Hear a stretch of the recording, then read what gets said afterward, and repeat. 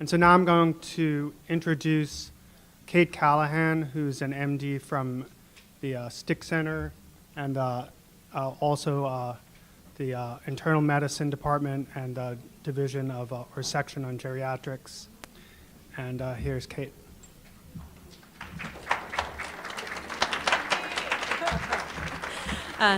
Thank you. So it is my honor and privilege to introduce my friend, Louise Aronson. She is going to be talking with us about what we talk about when we talk about aging and how stories can help us reimagine aging. And I just briefly wanted to say that this is deeply meaningful to me because stories are why I am a geriatrician. Getting to learn about my patients' lives is a privilege and a wonderful opportunity. So Dr. Louise Aronson is a geriatrician. She takes care of homebound older adults. She is a writer, and she's a professor of internal medicine. She's the chief of geriatrics education at UC San Francisco and directs their Medical Humanities Center. She's a graduate of Harvard Medical School and also of Asheville's Warren Wilson Program for Writers, and she's been nationally recognized as the Gold Professor in Humanities and Medicine. She's received the Alpha Omega Alpha Professionalism Award, and through our American Geriatric Society has been awarded the Clinician Teacher of the Year in 2013.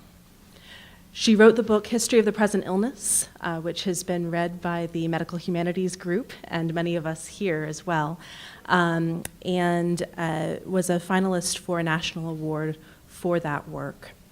Her work has also been published in medical journals, the New England Journal of Medicine, Health Affairs, The Lancet, also in Narrative Medicine, and also in New York Times and Washington Post.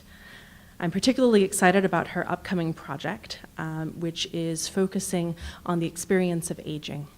Finally, I'd like to give a particular thanks to the Humanities Institute, who has hosted Dr. Aronson while she's here. Is Mary Foskett here? Thank you so much. All right, and without further ado, Dr. Aronson. Oh, yes, and her book is here for sale, History of the Present Illness. I highly recommend it. Thank you all.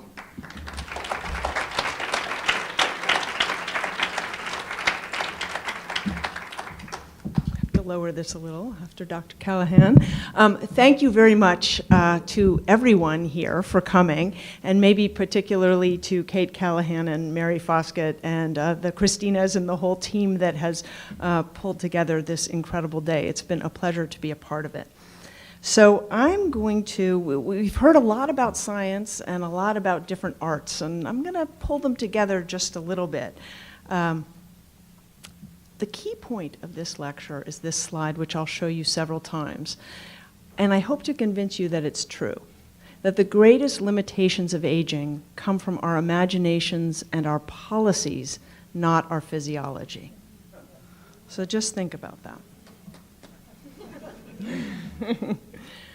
So I took this very long title for this talk from a book of short stories by Raymond Carver, a great American writer of the last century. And he wrote What We Talk About When We Talk About Love. And that's an interesting thing. And what he was trying to get at was all the ways we talk about it, right? Love is a big topic. Well, aging is a big topic, too. And there's a line in the story that has the same title as the book. It says it ought to make us feel ashamed when we talk like we know what we're talking about when we talk about love. And a lot of people claim to know about old age, right? Old age is bad. Or if you do this and do that, then you can have it your way. And they really reduce this big, complex, interesting, fascinating human animal into something very small. So another key message is aging is a really diverse thing. It's actually the single most diverse time of life. You take one 8-year-old and a bunch of other 8-year-olds, and they are almost all of them fairly identical in developmental stage. Same with 45-year-olds. But you start getting towards 70 and 85 and 95, and you have much more variety. So there's not a single story that captures aging. So there are also a lot of books on aging. This is one segment of my bookshelf. And then this is what happens when you search.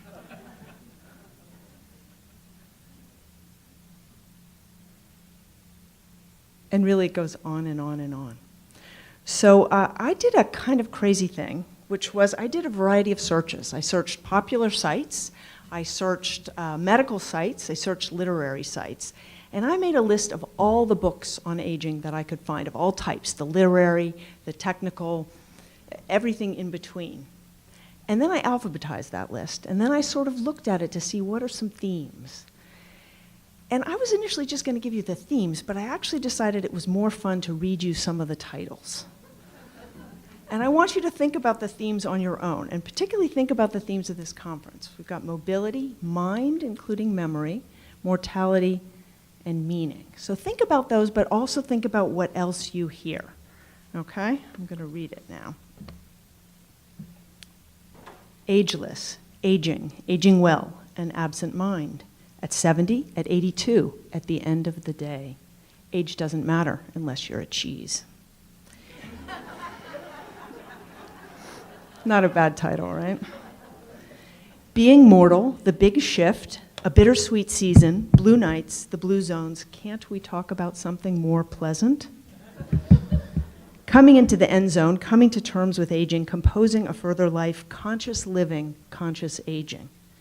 Dare to be 100. The denial of aging. Don't ever get old. Elders rock, ending aging, enjoy old age. Finding meaning in the second half of life, fit at any age, for a good old age, forever young. French women don't get facelifts. That can't be true. Generation reinvention, the gift of years, growing older without feeling old. How to be old, how to live, how to prepare for old age, how to retire happy, wild, and free. How we age. I feel bad about my neck. I feel great about my hands. I'm too young to be 70. Journey into simplicity, knocking on heaven's door. The last gift of time, lighter as we go, living longer for dummies. Living with purpose in a worn-out body, long life secrets, long bright future. The mature mind, the measure of my days. My mother, your mother, my twice-lived life. Never grow old. New life, no instructions. Old age is always 15 years older than I am. Old age and how to survive it. Old age is not for sissies. Old age is a terminal illness. Get this one. Old folks at home, warehouse them or leave them on the ice floe. Parents with Alzheimer's, patrimony, rethinking aging. Second wind, senior moments, the sexy years, slow dancing with a stranger, so you're 70, sod 70. That's sort of screw 70 in British English. Somewhere towards the end, staying afloat in a sea of forgetfulness, still here, suddenly senior. The thing about life is one day you'll be dead. The third chapter, this is getting old. Unexpectedly 80, the unintended journey, unretirement, the upside of aging. We know how this ends. What are old people for? What comes next? Who cares about old people? Why survive? A widow's story, winter journal. The year of magical thinking, you're only old once, younger next year. So did you hear some of these 4 themes? And what other things did people hear? What sort of negatives? You have some fear. You're gonna die. This is the only country in which that's news.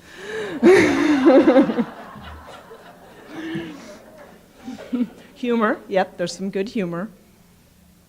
There's actually a huge number of books about taking care of older parents. There were some in there. There are many more. Very beauty conscious, yes. More aimed at women than men, but that's true at all ages, I suspect. Sexuality, yeah. And that's sort of good, actually, because I wasn't sure it would be there.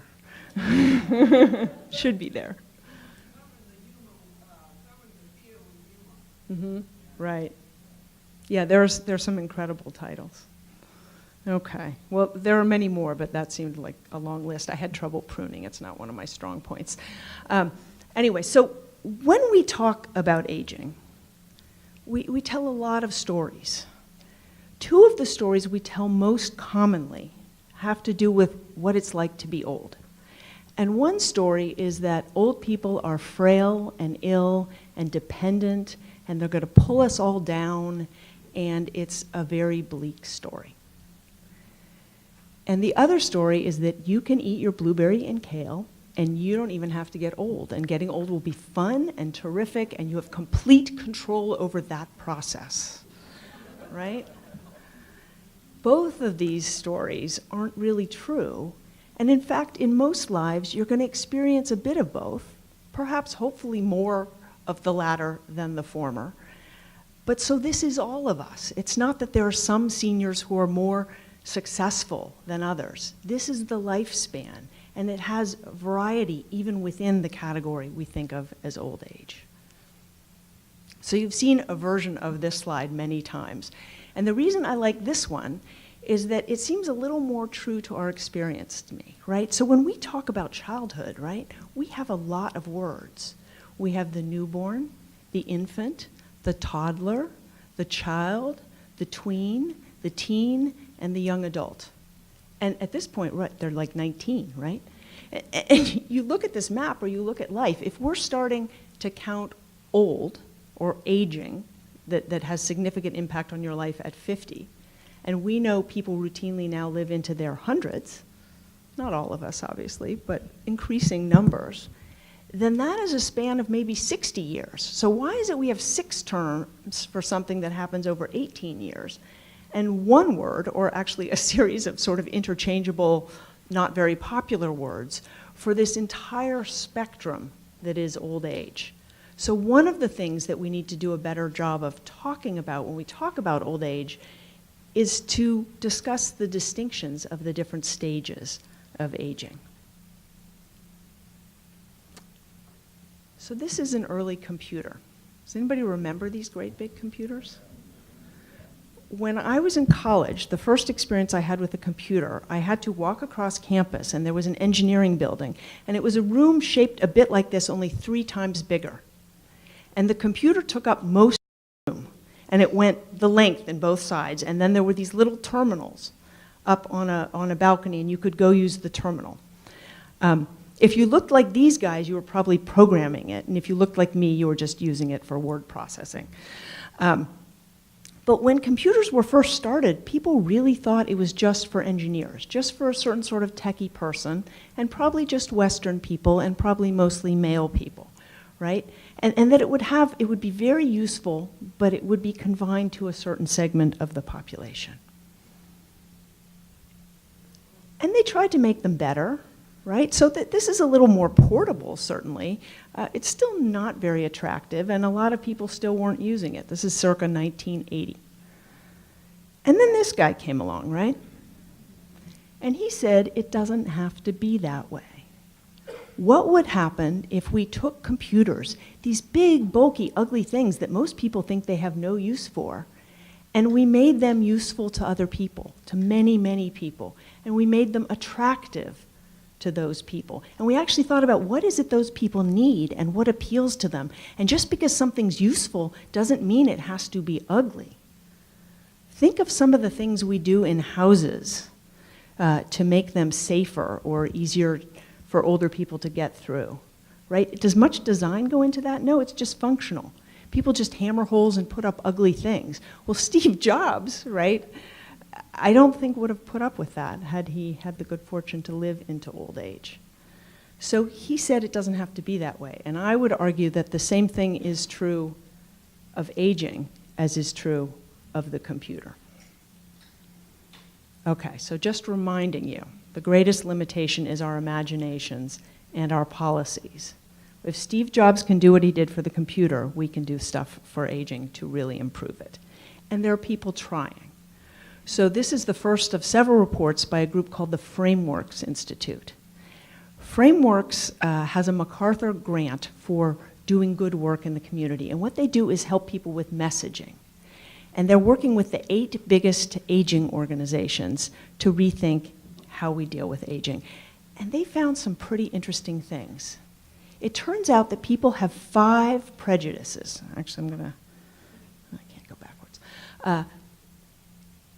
5 things that they bring to aging that are misconceptions. The first one is that aging is all bad. It's completely negative, which we know not to be true. And one of the things that's very interesting about this is that when we talk about the successful senior, we reinforce that it's bad, right? Because we're saying that's the exception. So when we talk about aging, we need to be careful about things that increase the perception that it's all bad. Another thing where people mean very well, 70 is the new 50. We're giving people more life and better life. But what you're saying in saying 70 is the new 50 is that being 70 isn't okay. Right? We all age. So one of the most important messages you can give people about aging is all bad is actually, no, aging is something we all do. It's simply a life stage. Normalize it. It's just one stage of life. In theater, they use 3-act plays. This is the 3rd act. It's essential to the whole, right? It defines the whole. You take out any one of those acts and the play makes no sense. Okay, the second thing is the boomers are a demographic blip, right? There's this crisis, it's a silver tsunami. But that's not true at all, right? It's actually a change. It used to be most of us were young. Dr. Olshansky talked about this yesterday.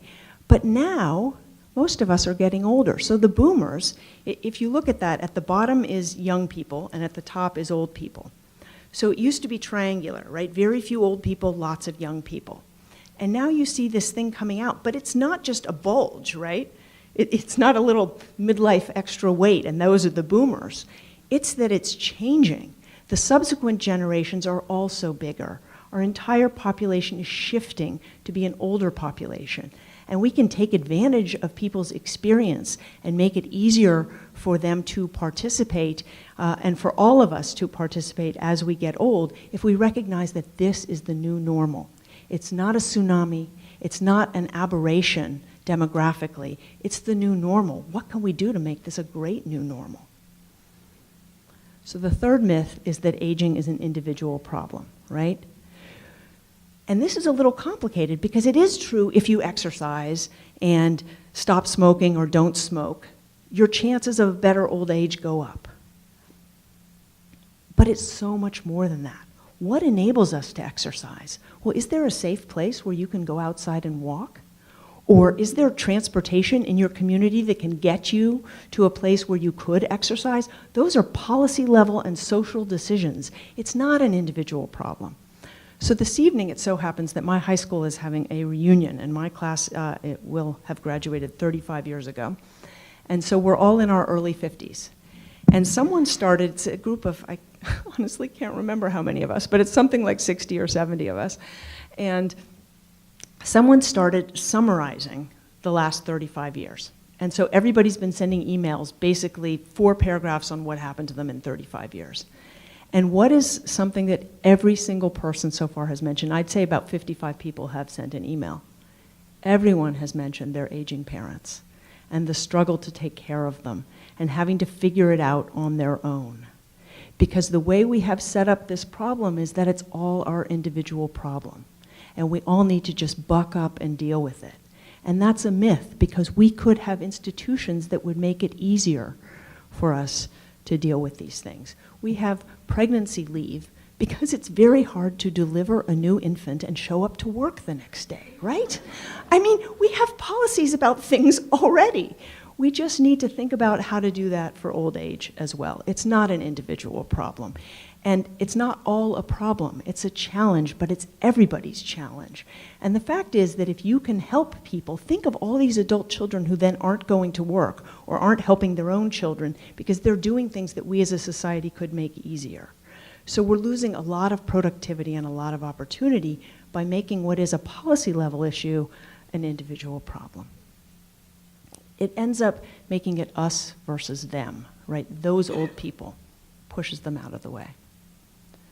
We are doomed, nothing will help. So this just pulls out of the other. If you think you're doomed, what's the point in trying, right? So this is a really dangerous message. And we know it's not true, right? We see programs that enable people to make a huge difference or changes people can make on their own with support. So this is simply not true. We can make things better. And then ageism is invisible. This picture, I think it will come up. It says best by, I think, June 1973 or something like that. People are allowed to say things about old people that they would never say about other people. In the medical context, it happens all the time. People roll their eyes. I had a medical student who was interested in geriatrics and was doing her core surgery rotation. And in the operating room, the surgeon was teaching her. They were having a great time. And he said, "So what do you want to go into?" And she said, "Well, I'm thinking about geriatrics." And he spent the next 3 hours saying, "Doctor, I'm constipated. Doctor, I'm constipated." He did not teach her one more thing. Can you imagine? You know, would he have done that about a person of color? Would he have done that about a woman? Would he have? Not possibly. And that's just one, you know, and you can say he's just a bad apple, but I could sit here for, you know, until probably Monday and tell you other stories. Okay. So when even the best meaning people are making these mistakes, right? I've made each of the mistakes, right? The successful senior. When we communicate and things aren't getting through and people think we're doomed and there's nothing we can do, then what we have is a communication problem. And one of the great ways to deal with a communication problem is through stories. Framework's most important finding was probably that when we talk about old age, we tend to tell incomplete stories.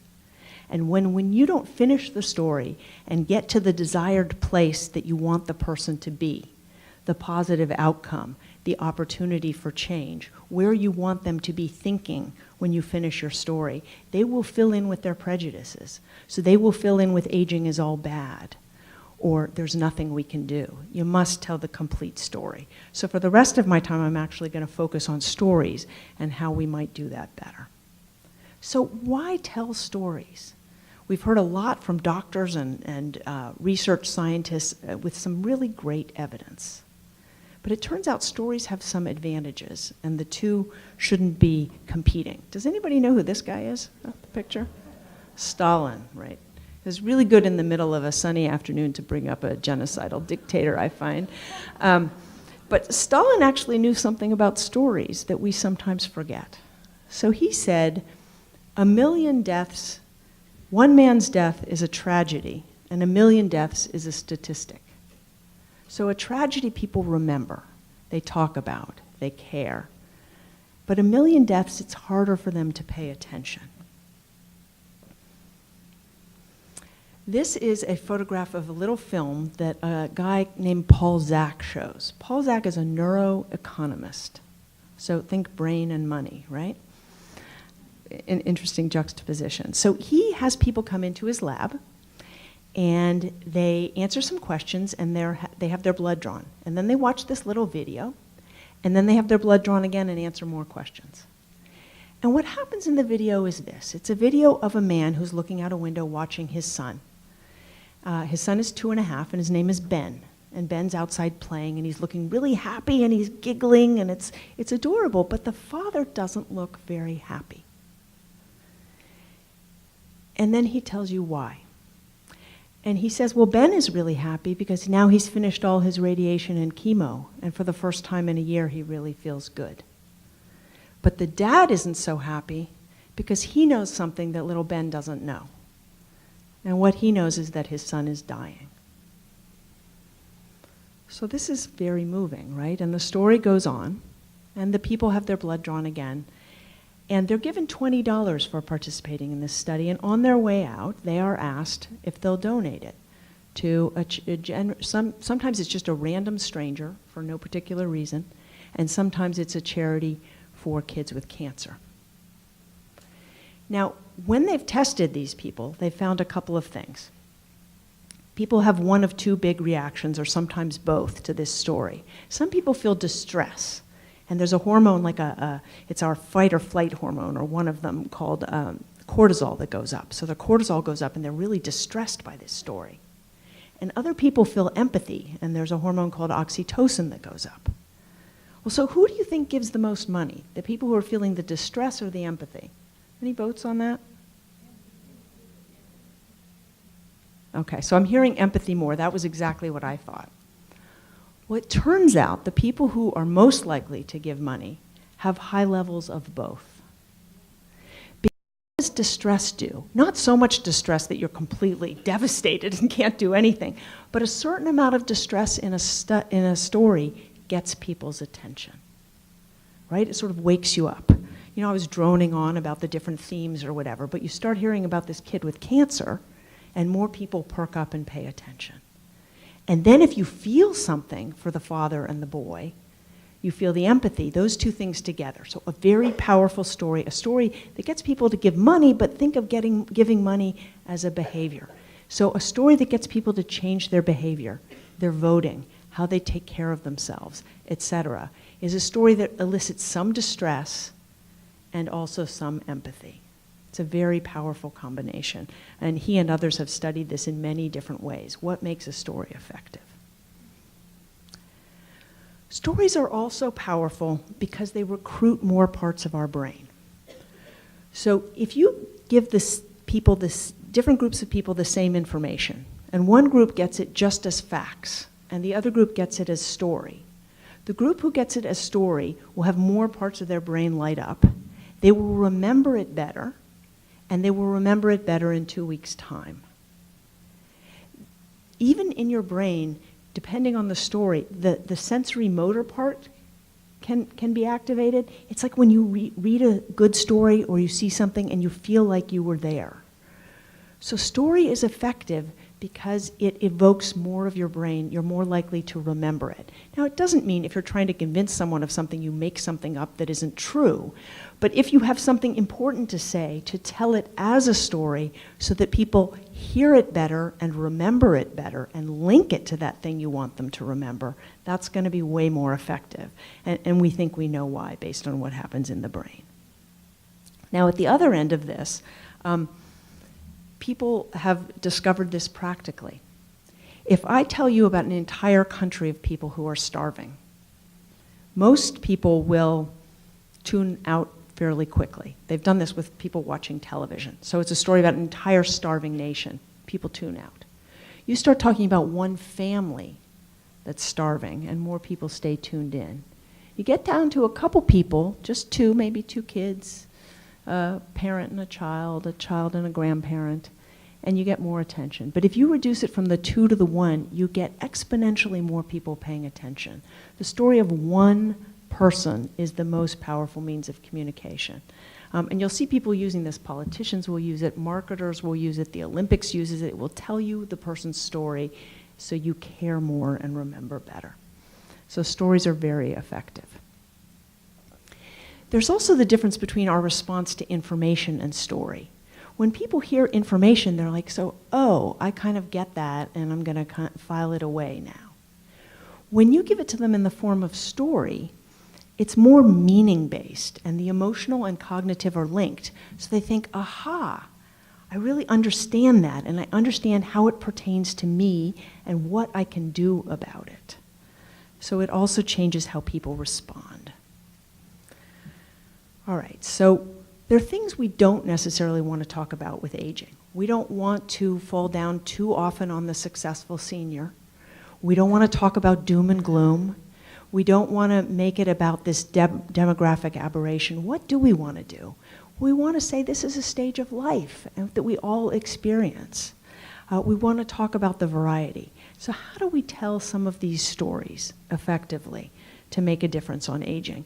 Because yes, some people tell stories publicly, but we're always telling stories. It's one of the first things parents do with children.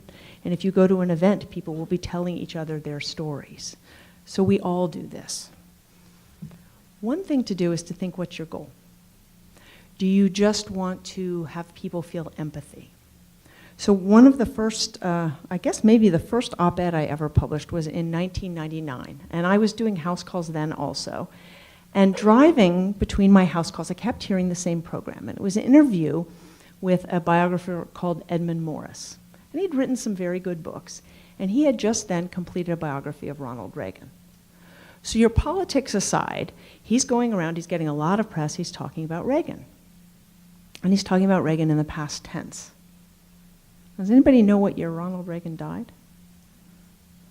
All I can tell you is he was alive in 1999, right? So this guy was so uncomfortable with Alzheimer's that he used the past tense, and that made me furious, right? So I wrote this piece, and all I wanted people to get out of the piece was that this is a human being who's alive, who has people who love him, and I wanted them to feel empathy for people with dementia and the people who love people with dementia. And they didn't have to learn anything about dementia. But I wanted them to come away feeling like it's not okay to talk about someone who's alive using the past tense.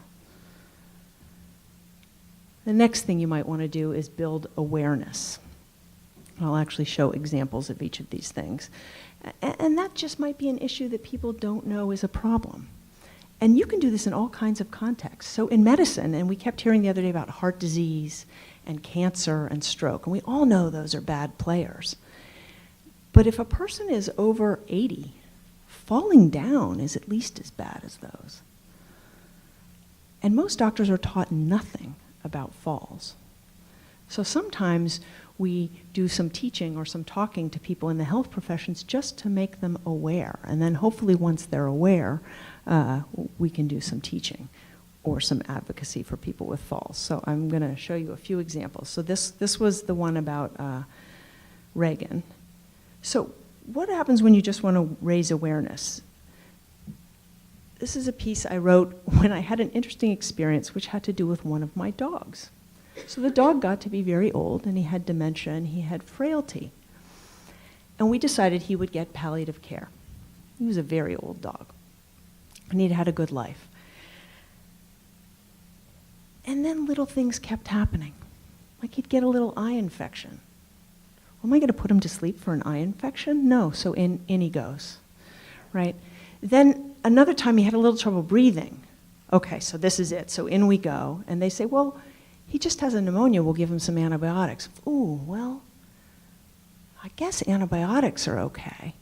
And yes, this was my dog. It's way easier to make a decision about a dog than a human being, but it gave me insight into something I had never really understood, which was that sometimes I had families where people loved their aging parent or spouse very, very much. And at some point they started making decisions that weren't necessarily in their best interest, and I couldn't understand how that happened until it happened to me. So I just wanted to raise awareness, my own and maybe other people's, about sometimes you're doing things for all the right reasons. And sometimes that's right, and sometimes it's just confusing, right? Okay. Teaching people. Dementia is obviously a huge topic, and we had a couple episodes in short order in our hospital that were concerning to me. One was a patient I saw on a house call. I had trouble getting in. I finally got in. She was very clearly having a heart attack and had been, so I called 911, and she was taken to the emergency department. I told the paramedics what was going on, and then I got another emergency call. So I took off across town. This was in August when almost everybody was on vacation but me. So the first person goes to the hospital, and usually I call and I explain, but I had a second crisis and I didn't, but I had told the paramedics, so I figured they would tell. But it turns out there was, just as they arrived, there was this huge accident on the nearby freeway. So they were asked to turn around really quickly, and they forgot to give the paper and the sign out about the person. So this woman had sort of a moderate dementia where she was socially charming and lovely. She couldn't tell you what happened 5 minutes ago, but you couldn't necessarily tell there was something wrong with her just on casual conversation. So she's there, and they say, "What's wrong with you, dear?" And she says, "Well, I guess I've been having a little stomach upset." But she's just, she's at the hospital. She has to tell them something, so she probably made that up. So they check her out, and she looks pretty good, and she's put in the hallway to wait because it's very busy. It was just one of those crazy days, right? So she's in the hallway waiting. And then somebody comes by and says, "Are you okay?" And she says, "Well, I feel hungry." So he said, "Oh, I'll get you a sandwich." So they give her a sandwich, which is really nice when people are hungry, except for that when they're having heart attacks, we usually don't give them sandwiches because we have to do things to help them where it's bad to have food in your stomach. And eventually I finish with my other emergency, and I call in and I explain what happens, and they figure out that she's been sitting in the hallway, and they put the EKG on, and sure enough, she's having a big heart attack, but she had dementia. And they didn't think that this fairly disheveled 80-something-year-old person, it didn't cross their mind, even though the rates of dementia are very high and there was no one with her. And this sort of thing happens in variations too often. So if you don't have someone with you, we need to change the culture where one of the earliest things we do is establish, is this person able to tell me what I need to know? So that's one thing about dementia.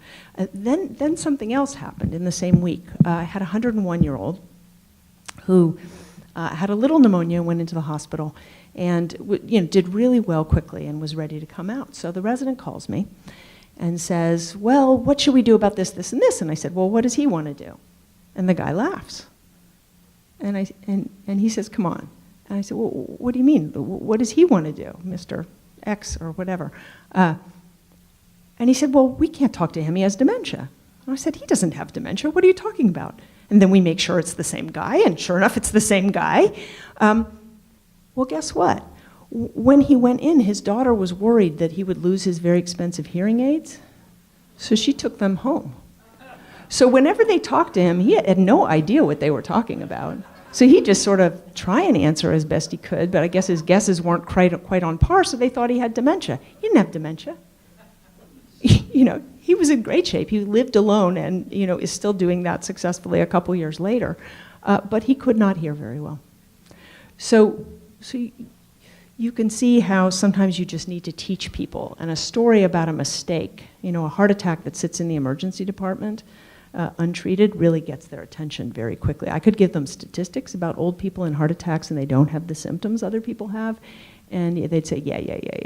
And they do the same thing. But now they tell this story about the lady who sat in the hallway. Finally, advocacy. So this was a piece on silver architecture, which happened when I took my own father, who was in his later 80s and quite frail and had dementia, to a clinic appointment. And this medical center had built this very fancy, gorgeous new building. It was entirely green. It was winning awards for this. They had spaces for healing and all recycled materials, and it was fantastic. It was all over the newspaper. The architecture critic was writing about it. So we're really excited to see his doctor, who's moved there. And I get there, and in the first place, there's one handicap parking spot on this very busy street that has 3 lanes going either way, and there's someone in that spot. I go around a couple times, that someone is still in that spot. Then I go around another time, and they come out, but someone else went in. So at this point, we're going to be late, right? So I double park, and then I get him out. But people are honking, there's coming by. I've got the walker, I've got him, and I walk inside, and it turns out the clinic is, farther than that exit sign. And there's one bench. And the bench is flat and there are no arms on the bench. Right? So I get him safely seated, and then I say, just wait for me here, I could be a while. And I hope that works. But for the same amount of money, they could have put in a bench with arms. There are decisions we can make at the policy level which would enable people to get safely in and out of new buildings. And the way we think about the environment is great, but we need to think about the human beings too. If it's a big exercise center, most people can get upstairs to it. But if it's a clinic for frail people, maybe that should be on the first floor where they get to walk some, because exercise is great, but don't have to walk as far. So that first lesson was think, what do you want from people? Do you just want them to feel something about a category of person they generally write off? Do you want them to be aware of a problem? Do you want to teach them more about that problem and what to do about it? Or do you want to ask them to do something in particular? Secondly, make them care. So I love this story. This is a piece by Atul Gawande, the surgeon writer. And it was an article about death. And this was shortly after Sarah Palin and her death panels. It doesn't mention that. But it starts with Sarah Thomas Monopoly was 8 months pregnant with her first child when her doctors learned she was going to die. It is the rare person who hears about a very pregnant new mother who's dying that doesn't care, right? So right away he gets people's attention. Now who dies usually? Well, thank goodness it's not, very pregnant 32-year-old women usually. It's a shame we have to, but we do, and if we do, we generally would like to do so in old age, and most people who die are in old age. But imagine if he had started, Sarah Thomas Monopoly was 94 years old, with metastatic cancer and end-stage Alzheimer's disease when her doctors learned she was going to die. You know, the impact is somewhat different. And there are still people who will read that, but they are fewer. So sometimes use one story to get people's attention and then embed other stories to really make your point. You can't make any points that matter if you don't have people's attention in the first place. And the story that will do that may be slightly atypical, but you want them to know by the end that that's atypical. Mostly we are not worried about very pregnant women with metastatic cancer.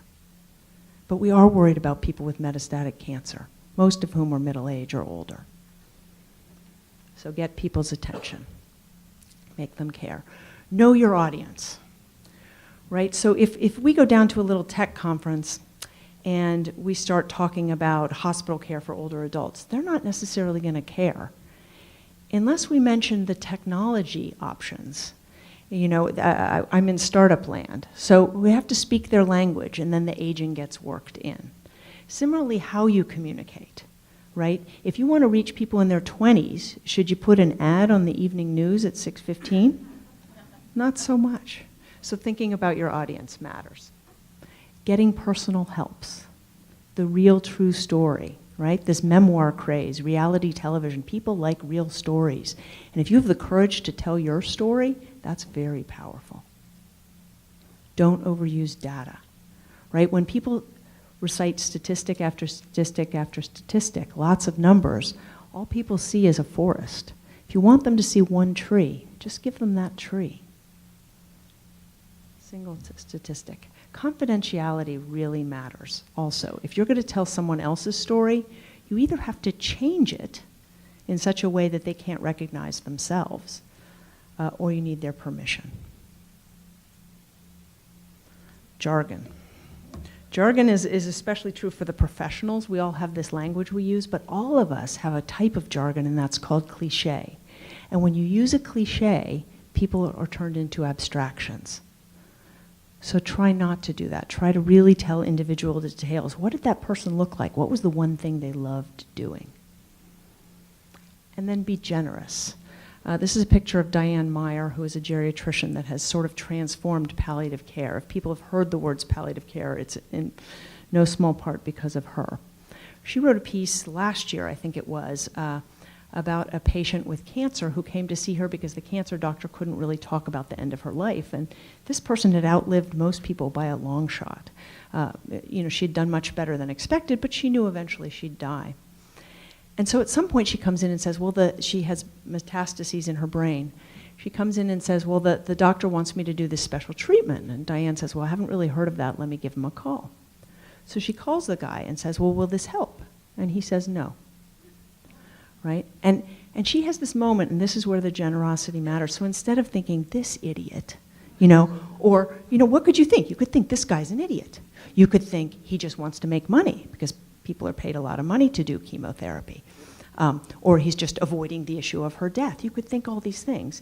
And instead she asks, and what she realizes is that he really cares about this woman. They've had a very long relationship because she did so well. And he doesn't want to abandon her.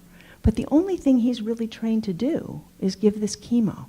And he wants to show her that he's still right there with her, and he wants to keep treating her. So he offers the next thing he has to offer, even though it won't help. Right? So generosity is seeing that the guy didn't do it for bad reasons. He did it because he needs training in some other skills, or he needs a team that can really help this person through the totality of her disease. But trying to see the other perspective, especially when things make you really angry, is tough but really helpful. Anticipate pushback, right? If you're making a case for aging, what happens if people say, okay, but there aren't enough dollars and we have to give it to kids? Right? You need to be able to anticipate that. Or I have a friend, a similar thing, who does work with aging prisoners. And people say, my gosh, the people who haven't committed crimes aren't getting good care, and you're going to work on the prisoners? So she has to anticipate that. There are some people that will care about aging prisoners because of human rights beliefs. And there are others who won't. But if you say to those people that the older prisoners are eating up a colossal and growing percentage of the prison dollar, and the prison budgets are getting to be enormous. And actually, if we provided better care, those budgets would go down, allowing money for the people who haven't committed crimes, as well as helping the lives of those who have. That's, you have to anticipate. Some people might say we shouldn't be helping older prisoners. In fact, this will help all of us. So bringing it to all of us really helps. To be sure is a good way to start this. To be sure, some people will argue. And finally, showing Trump's telling. So I'm just going to close by reading the beginning of a story that happened to me. So when I say personal, it can be you, it can be random things that happen to you, it can be your friends. I'll just tell the beginning of this story and then tell why. So the clinic was in a dilapidated old building located down the hill from a recently renovated hospital, yet the entryway retained a worn grandeur. Tapering semicircular walls extended like welcoming arms from either side of the sliding glass doors, and a half moon of sidewalk stretched to the quiet street. That's where I first saw her. She stood at the curb with her cane propped on her walker, squinting toward the nearby boulevard. Must have been about 4:30 in the afternoon then, as I'd asked for the last appointment of the day for my pre-op for a minor foot surgery, and I was about to be late. The woman was clearly well into her 80s with a confident demeanor and clothes and hair that revealed an attention to appearance and at least a middle-class existence.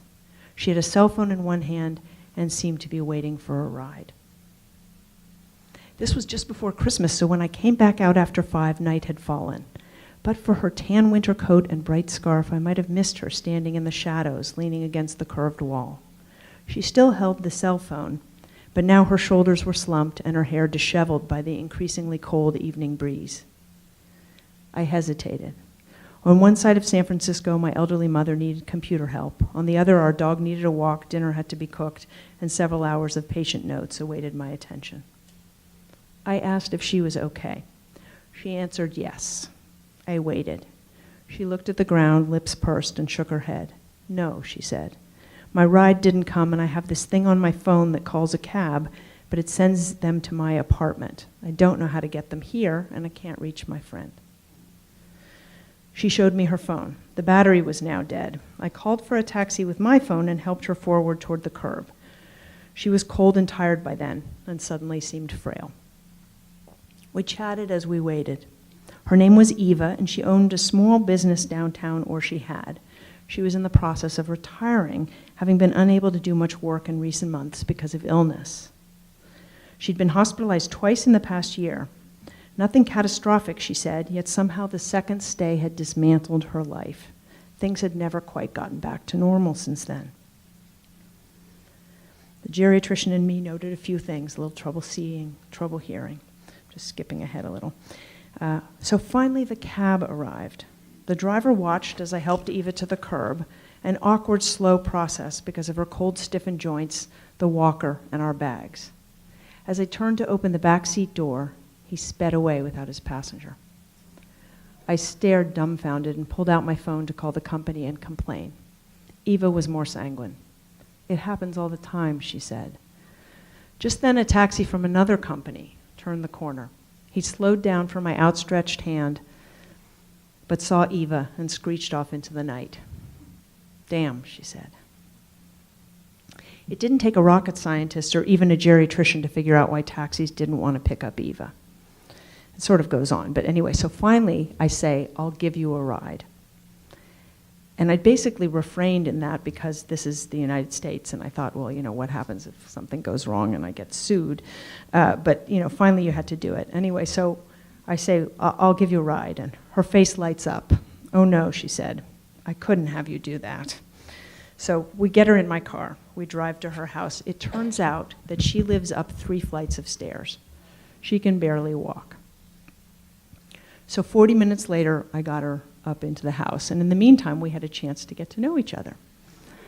And it turns out she got her care at my institution, which just yesterday, U.S. News and World Report again ranked as the 3rd best one in the country, and the only one that tops the list in both research and primary care. But her life was a disaster. So she'd had 30 visits in the past year. She had a bunch of specialists she saw regularly, lots of care, lots of medications. And at the end, I said to her, hey, you know, I think we might be able to do better. Can I look at your chart? And she let me. So I looked the next day. And it wasn't that her doctors didn't know her or didn't care. Actually, all her diseases were very well managed. But her life was in shambles. That's what she told me, right? So there's managing diseases and then taking care of people. And what she needed was to be taken care of. There's also, and we heard from one of the researchers this morning, what counts, right?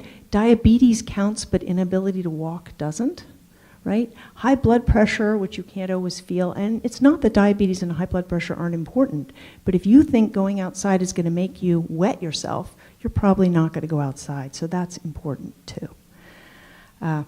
Anyway, her doctors meant well, and they'd noticed all kinds of things, but nobody had done anything about it. And I'm just going to read one last bit, and then I'll stop.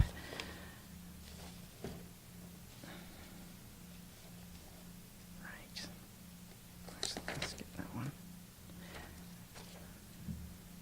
Okay.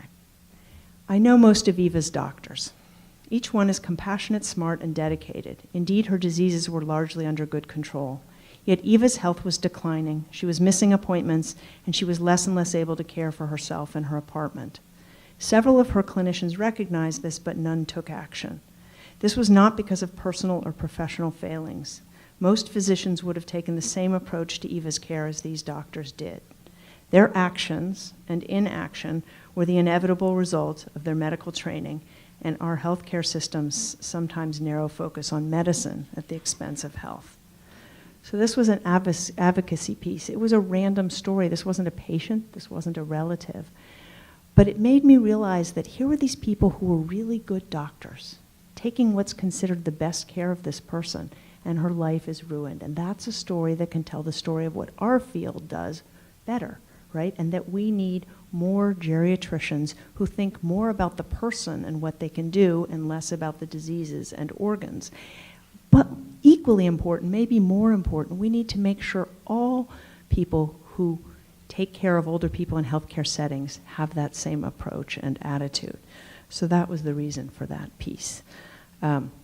Showing often trumps telling, and then there's a story that sticks those messages in people's minds. So we got Eva onto our geriatrics program, and she remains in her house and doing very well. She actually does not want to move away from the steps, so at some point had to transfer to house calls, but she doesn't have to waste all her energy and money.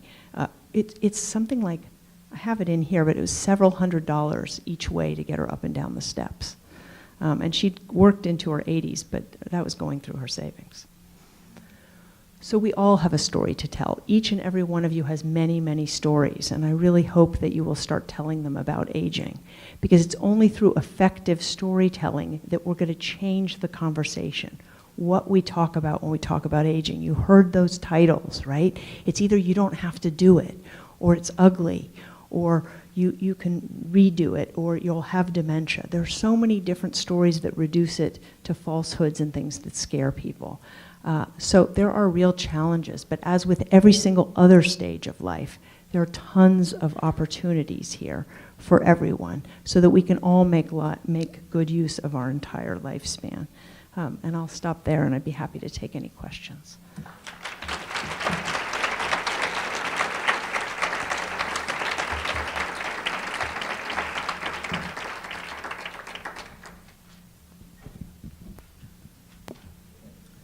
Thank you. What would it take to get you to move to Winston-Salem? You have really great people already. So I should say that when I started in geriatrics, I hadn't heard of Wake Forest, but you'd have to live under a rock not to have heard of Wake Forest these days. In geriatrics, you have incredible people. You're right, now. we do. My other question is a silly one, I guess. You had a cartoon, and I couldn't read the caption.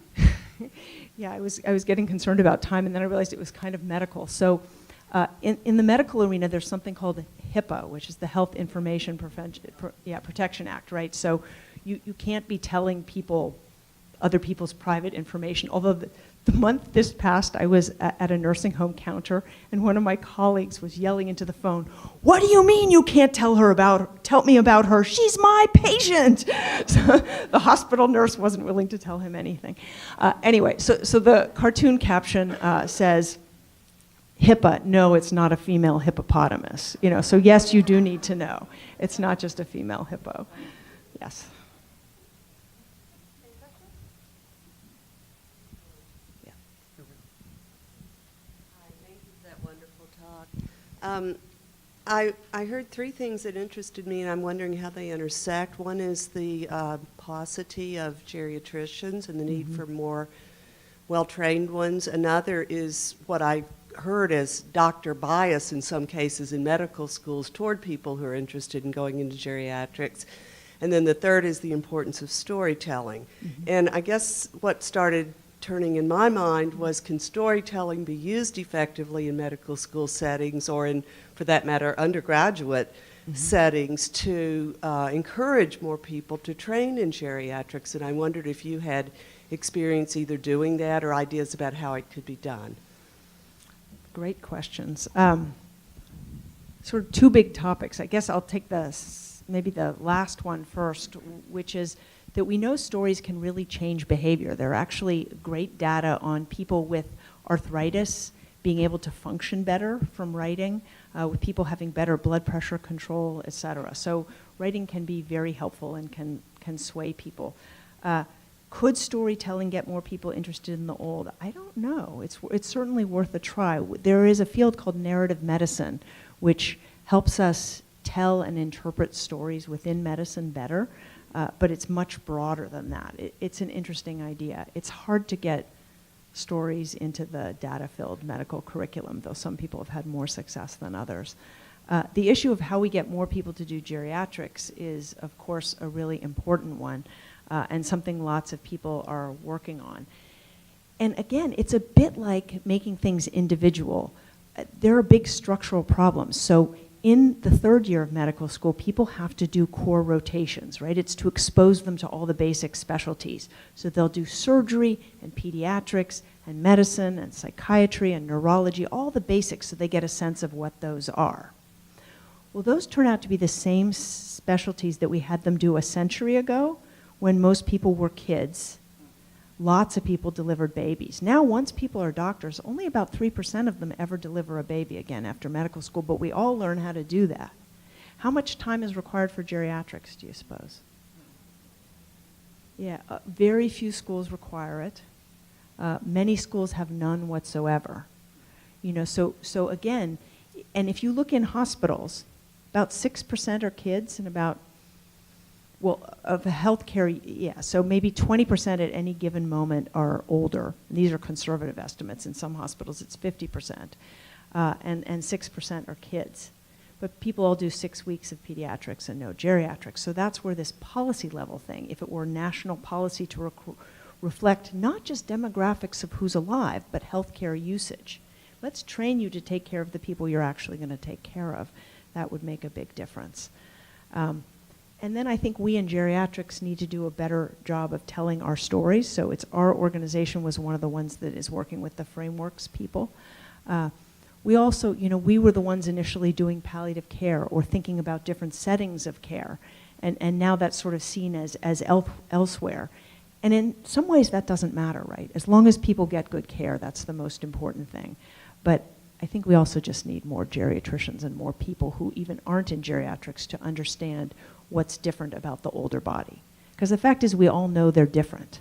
And different isn't necessarily bad, but different needs to be acknowledged. Just, you know, if you give the same medicine to an 8-year-old, a 48-year-old, and an 88-year-old, the dose is usually calibrated on the 48-year-old, who will probably tolerate it just fine.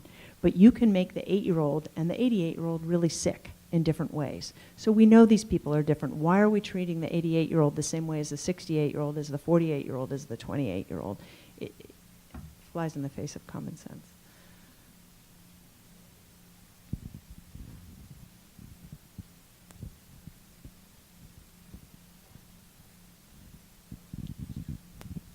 Thanks for a wonderful talk. I really appreciate your stories about the diversity of aging and how we're looking at a population that's so much more diverse in so many ways than other life stages. And I wonder if you can talk a little bit about LGBTQ populations and what what even greater diversities come out of caring for lesbian, gay, bisexual, and transgender folks in the later stages of life?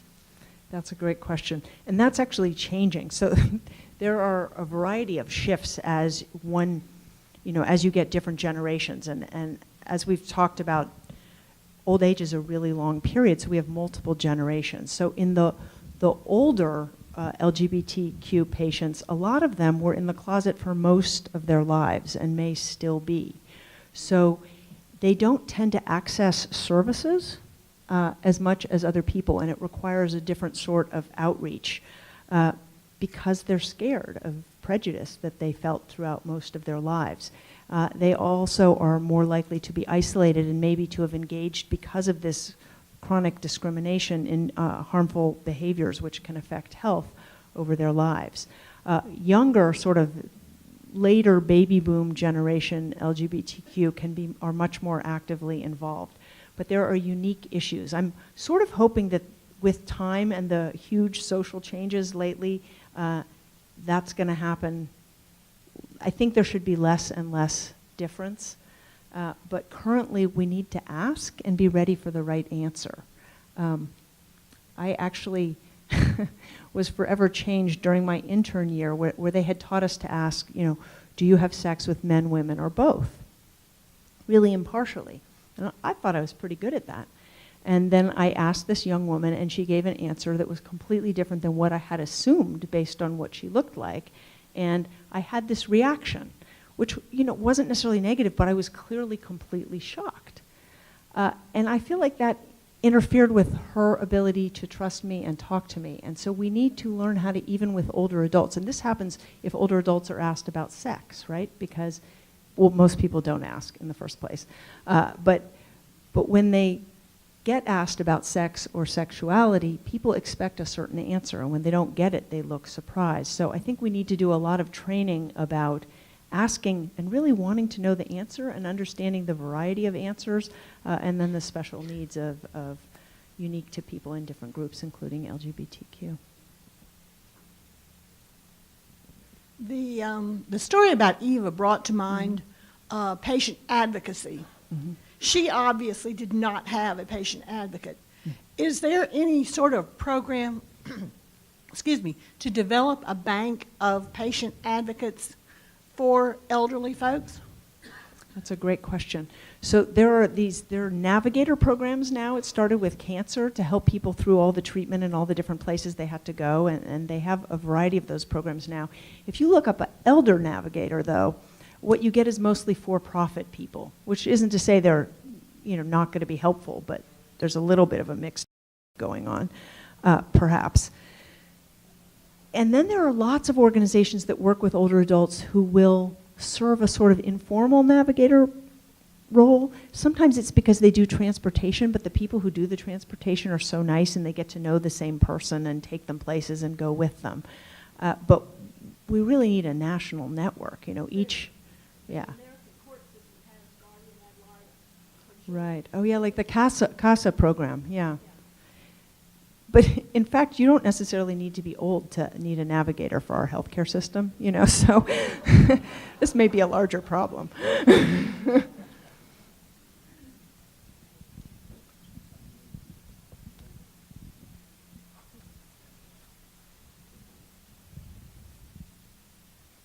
That comment actually is a little bit related to my question.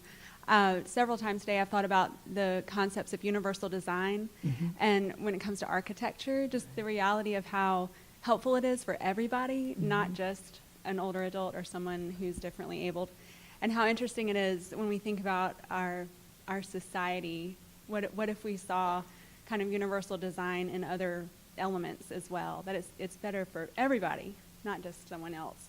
But that just made me think about that as well, just making it regardless of your age. Well, and if we just got used to it, and that's what I like about Steve Jobs as an example, right? Because some of those things people say, I don't want them here because it's aesthetically not pleasing or not interesting. but it doesn't have to be. Handles could be artwork in their position, in the materials of the wall versus what you're using for the thing to hold on to. We all might use it under different circumstances. You know, you get a rock in your shoe, and if you're wearing heels, then, you know, it's sort of nice to hold on to something if you're not a dancer, like some people. So there are many circumstances in which those things would help all of us. And also, if they were pleasing, you'd start to look for them, right? I mean, in San Francisco, we're very green, and you can tell which buildings are using the fancy new materials and which aren't. People look for them and talk about them.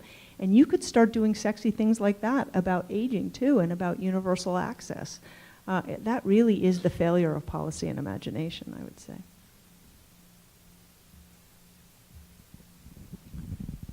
Okay, if there are no more questions, let's thank Louise again.